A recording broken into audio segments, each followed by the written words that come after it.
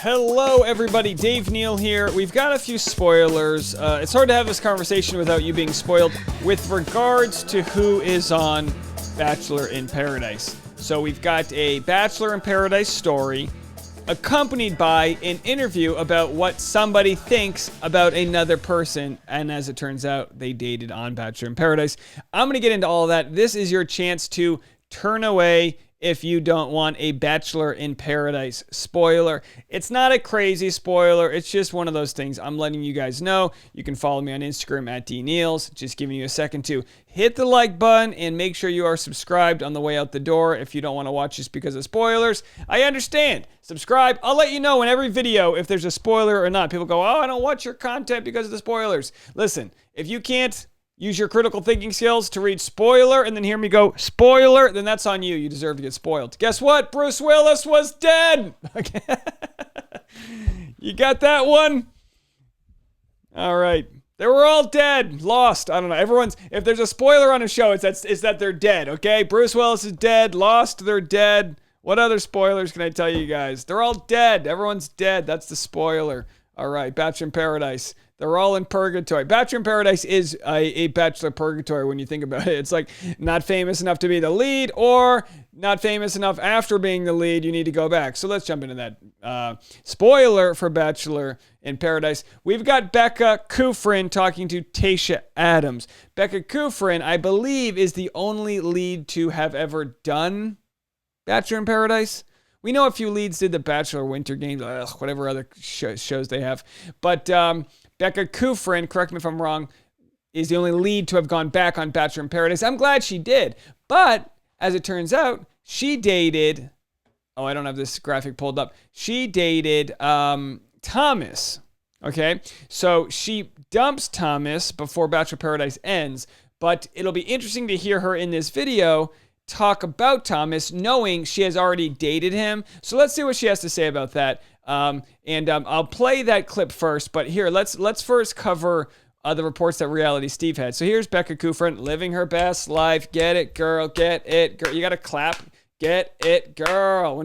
When a lady posts a photo in a bikini with sunglasses on, drinking a drink by a beach or a pool, you just got to go, get it, girl. I don't know. That's what the ladies do. Guys, we don't do that to each other.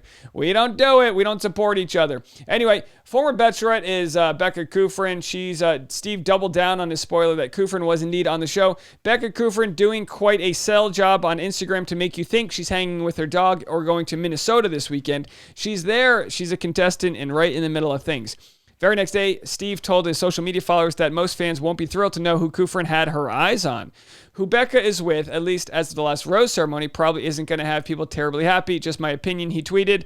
And after a great deal of teasing, Kufrin's Paradise hookup Reality Steve finally revealed that she and Jacobs were a thing. Thomas, that's Thomas Jacobs. TJ, if you thought Thomas was got a lot of airtime this season, just wait till Paradise. Thomas is heavily involved with Becca Kufrin for the last half of BIP. Yeah, you know me.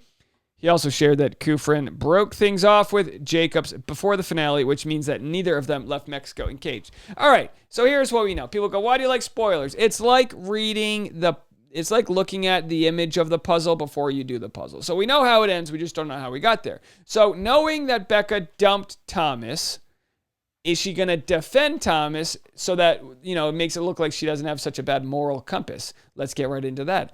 I'm going to play a clip. I don't know if I'll play the whole thing. It might be really boring. We'll have to see. I haven't listened to it. But here's a clip from Becca Kufrin talking to Tayshia Adams. You know Tayshia Adams, the Bachelorette star who used $20,000 of government funds to hire an assistant. Glad to see her business is recovering. Maybe she'll donate that amount of money to a business that didn't receive a PPP loan. We'll have to see. If you don't know what I'm talking about, go watch my last video. Nick Vial, not too happy with her. People say, oh, he's got some beef with her. There's a lot of beef going on in Bachelor Nation. So hope you're not a vegan because we're consuming all of this beef. Okay. Wow. You never know what you're going to say. All right, here's the clip. Let's watch it. You guys, let's get into it though, because there's a big elephant in the room that we have to address. And oh boy, obviously a huge chunk of last night's episode. Is she at summer camp? What is the background? But Thomas, and the fact that many men went to Katie with their concerns about him admitting that, yes, he came here for a platform and has considered being the Bachelor. Join the club. I guess I'm confused because, playing to your point earlier, I, as a lead, would want to know that, definitely. But I've been thinking about this over and over, and it's like, what actually constitutes as a villain, quote unquote, a villain on the show? Because last season, we saw somebody who was labeled as a villain who actually said some terrible things, like the word whore and sluts and hoes were being thrown around. And that was all obviously caught and portrayed to the group of women. And that was offensive.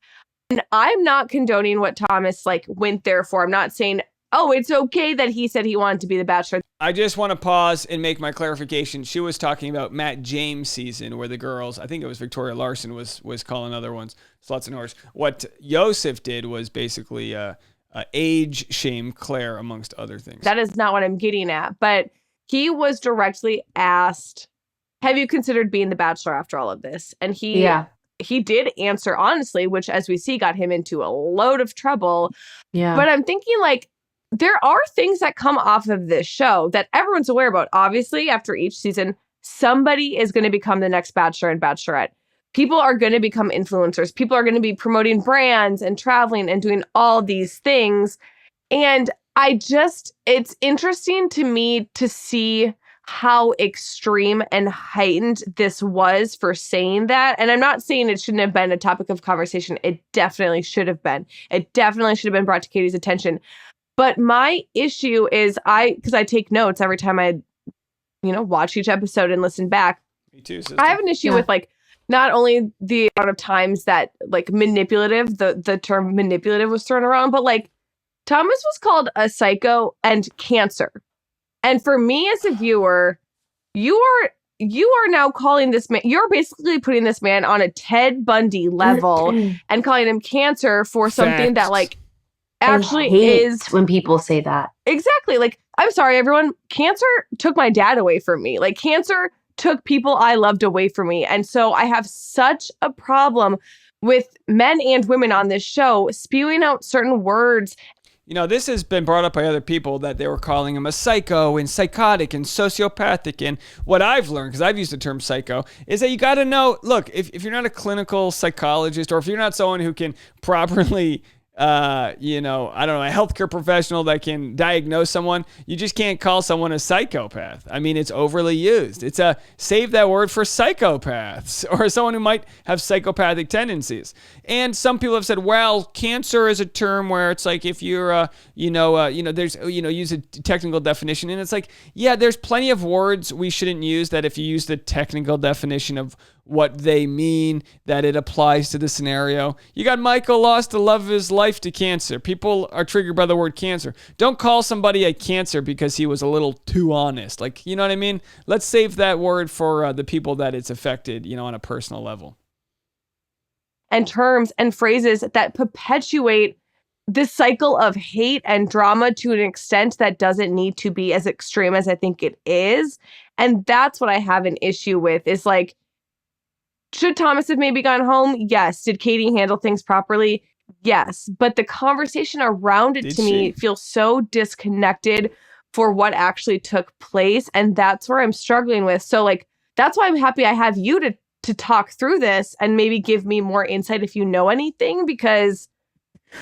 Well, I think it's I'm actually so happy you brought this up because I don't think in this setting, people think the magnitude that those words hold and how it's actually going to affect long term. Because people life. Actually, yes, because people actually take these words, whoever watched the episode and oh my God, that guy is cancer. And that is what they associate that person being in their mind for years to come. And it's just because that word was just said. I hate it when people just say words about people without thinking. And without just being selfish. Right. They could just say, he is not here for the right reasons. He's being, I don't know, manipulative. Okay, well, the thing is, he was being a little bit manipulative with, the guys and how he was talking. But, something like cancer or a psychopath, or what was it? Yeah, psycho. Sorry, a serial, A psycho. Right. Those are just words that are just like, learn some more. We need some new vocab. Like, learn a little bit more. Well, and that's my problem. Again, like, I'm not condoning his behavior. Right. I don't want people to be like, oh my gosh, Becca, like, whatever it might be. But I'm just saying, like, when we perpetuate things, like, at the end of the day, what he did was shitty. What he said wasn't great. And if I was the lead, I would 100% question his motives and probably let him go as well. But when people use certain phrases and continue this narrative for something that now seems so extreme that really isn't, like, it's not in the grand scheme of things. It is not. So but essentially, what they're saying is this. I wish I could give more. Hit the pause button. I'm trying to pause this thing. Julie was there. All right, there we go. Ladies, be quiet. I'm trying to talk to you. I'm trying to mansplain this. We'll play it out in a second. So what's interesting, or maybe it's not, I don't know. You guys are watching. You tell me. Is that you got two former leads trying not to criticize Katie for how she sent Thomas home, but at the same time saying what Thomas did isn't that bad. So, and I understand, look, you're not going to criticize Katie. Fine, I get it. And Katie's operating with the best information she has. She's trying to be, in some ways, she's putting Thomas's head on a spike to show the other guys, like, I'm not just going to send him home. I'm going to let all you MFers know, you don't mess with me. You come into my house. You come into my resort in Albuquerque, New Mexico. You don't mess with the old KT. Okay? I get it. On the other hand, it's like, yeah, they're spot on. They're a little redundant, but I get it. They're filling time. They're spot on. Thomas didn't do anything that should be labeled anything more than maybe overly charming, love bombing, whatever you want to say. By the way, looking at Becca Kufrin's background, I don't know where she is, but it looks like she's at summer camp. Let me tell you something. This is why I would do a better job of running the show. I really would, because Bachelor in Paradise, that's fine. They all get drunk under a palapa. How about Bachelor at Camp? Okay, BAC, Bachelorette Camp. How about they rent out a summer camp place? They all live in different bunkers, and they just shoot it sort of like a real world type of thing. They get to do summer camp activities. They get to do summer camp dances. They have a summer camp talent show. It's almost like this stuff would write itself. You know what I mean? But I guess you'll leave a comment and you'll be like, Dave, that's an amazing idea. And then maybe if they do it one day, I'll just be like, I told you should have done it. But anyway, I guess they'd rather go take advantage of the sandy beaches of Salucita, Mexico, wherever it's called. All right, let's just finish this off and get through this. For Katie, and was only brought in when she needed it, or it's like hosting a date and whatnot. So I wasn't there in the group chats of really listening to the guys 24/7. Yeah, which I kind of wish I was, but also at the same time, again, it is Katie's journey. I never wanted to be like, so this guy said this and this is this. You know what I mean? It just takes away from her. Yeah. But what I did see was, the guys had very strong feelings about him. And what I mean, even at the big buckle brawl, Katie even noticed it then. All of the guys were on one side, and then there was Thomas. Nobody was actually associating or talking to him. There was just little things that I picked up on that clearly, I don't know, just the way that he was handling things in the house. He was really rubbing people the wrong way. And personally, for me, I didn't hear any of those words or see any other actions but that, except for what Katie told me and what the guys were saying. Sounds like a real villain. Not good at hanging out with other guys. A giant villain. I'm just waiting for the receipts. What's going to go down. And of course, remember, at this point, as far as we know, Becca Kufrin has already dated him. So she's trying to play coy, say, maybe he deserved to go. But then at the same time, I'll give him a second chance. Isn't that what ladies do? Men do it too. It's like, oh yeah, that ex of yours is really the worst. I'm going to slide into their DMs and see if I could do a better shot. So yeah. I wish I could shine more light on that. But wrap it up. And I think you were the best. Katie needed you in that moment. Your focus was her, and I think you have done a great job about that. I guess my main takeaway from all of this is nice at the end of the day, this is a show, and people can say and do anything, good or bad, and the viewers will have their opinions. But also, please, to everyone listening, remember, we are all humans. We all make mistakes. No one is perfect, and you're only seeing a very, very small sampling of what actually took place 24/7 in the house with everyone. And so things seem heightened and extreme in the moment. And when you add in like all the comments and like the music, it's a lot. Like it's a lot to take in. And it seems like maybe overly hyped at times. But at the end of the day, like, I just want to, like, there are villains on the show, like quote unquote villains. And then there are people who just, maybe it was just a slow news week and they needed to be the punching bag. I don't know. But oh yeah. But slow news week. Oh, sorry, keep going.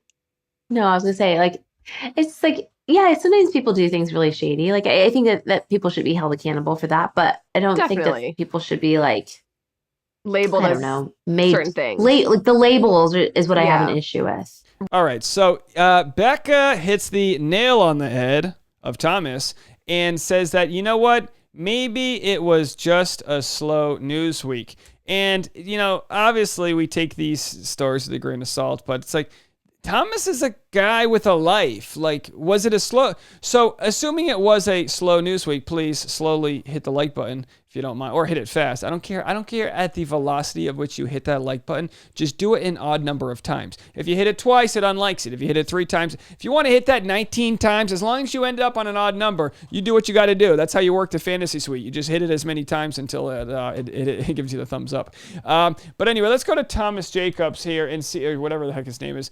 I'll just search Thomas J. Let's see if the algorithm's smart enough to know who I wanted to talk about. It sure is. And let's see what he had posted, kind of like a farewell message here. Farewell message. So here he is, and he posts something. I mean, he looks like a nice guy. He looks like a nice guy to me. I give him a fair shot. Some people think he's horrible. He's love bombing. He's manipulative. I don't know. He says, well, that was a whirlwind. Thanks for the experience and the lessons that came with it. All the support pouring in means the world, and I have nothing but love for all of you. Demonsterized AF. Very funny. Very funny, demonsturize. Someone says, what does demonsturize mean? I don't see it on Google. I think he meant demonized, but demonsturize sounds way more fitting because that, in essence, is what they did. Yeah, that's true. They demonsterized him. They did. People were like, oh man, Thomas is pretending to be the victim here. And it's like, well, in a sense, Thomas was a victim. He was a victim of the show deciding he was the big bad wolf. I mean, at best, he just wasn't meant for Katie, and you know, she saw through him, whatever. But it's like, look, boy, if you ever feel like you're getting some bad PR, just take a photo with the dog. That's all you got to do. Getting bad PR? How about some dogs? Who are you going to hate now? Even Colton was good at that. He's like, oh, you don't like me? I'm going to start a dog charity. And everyone's like, damn it, Colton, you got a good thing going. You sure do. All right, well, listen, here's some, you know, I play the national anthem a lot. Oh, all right, USA. You know, it's kind of a joke. It's kind of not. It's a thing. But, you know, I've been told from a good source that we have a pretty large following of Canadian friends here. So I thought it might be a good idea to just let those Canadians know on Canada Day, nonetheless, how much we enjoy these Canucks up north. Let me tell you something. Sure, your flag's a little bland. It's just 2 colors. I prefer 3. You got red, you got white. No love for the blue? Neighbors of the North. Yeah, we love you so much, but a leaf?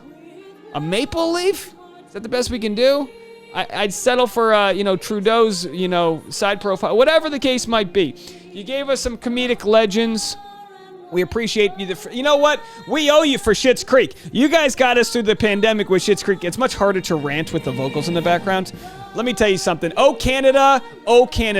You guys came through in the clutch. We needed you. The pandemic started, and then Netflix was like, oh, how about 7 seasons of the funniest comedy ever made, Schitt's Creek. And we thank you for that. We thank you for providing us Eugene Levy. We thank you for providing us Celine Dion. Merci beaucoup, Celine Dion. Merci beaucoup. We thank you for those of us that enjoy hockey. You frozen cold people up there. Thank you guys so much. Happy Canada Day. Thank you for hitting the Canadian like button for all those friends of the North. And thank you guys so much. This was a nice little spoiler video. I hope you enjoyed. More content to come. We'll be live streaming today at 4 p.m. So put on your favorite Canadian turtleneck and we'll see you out there. Bye, everybody.